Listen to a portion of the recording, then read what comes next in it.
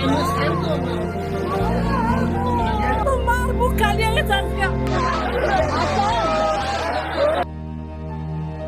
জুলাই সোমবার দুপুর ঢাকার আকাশে তখন নিদারুণ বিষণ্ণতা। উত্তরার মাইলস্টোন স্কুল প্রাঙ্গণে শিশুদের কলকাকলিতে মুখরিত। ভবিষ্যতের স্বপ্নগুলো যেন ছোট ছোট পায়ে ছুটোছুটি করছে। বাবা মায়েরা অধীর আগ্রহে অপেক্ষা করছেন তাদের বুকের ধনদের ঘরে ফেরানোর জন্য। কিন্তু কে জানতো এই সাধারণ দুপুরে এমনই এক মহাপ্রলয় অপেক্ষা করছে?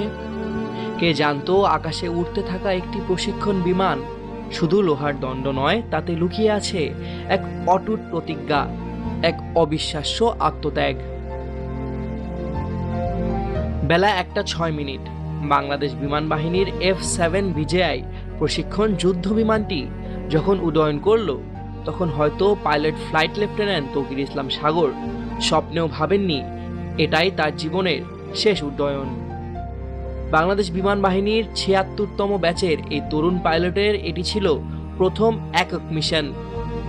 নিজের যোগ্যতা প্রমাণের আকাশ ছোঁয়ার এক পরম আকাঙ্ক্ষার প্রতিফলন।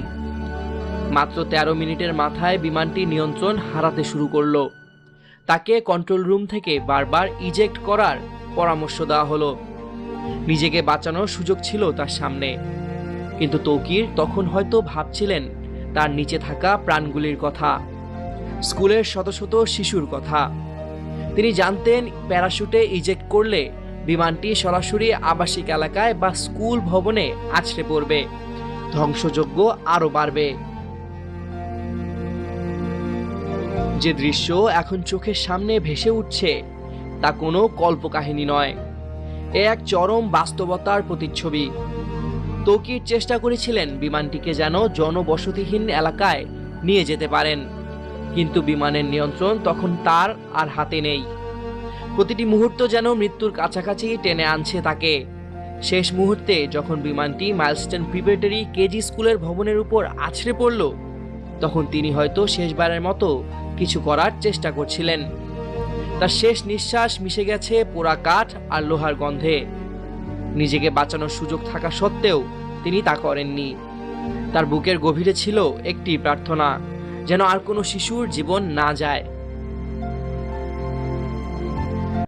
বিমান বিধ্বস্ত হওয়ার সাথে সাথে যেন পুরো উত্তরা জুড়ে নেমে এলো এক ভয়াবহ নীরবতা। এরপরই শুরু হলো আহাজারি আর আর্তনাদ। এক নিমিষে স্কুলের ভবনটি পরিণত হলো ধ্বংসস্তূপে। চারদিকে আগুনের লেলিহান শিখা।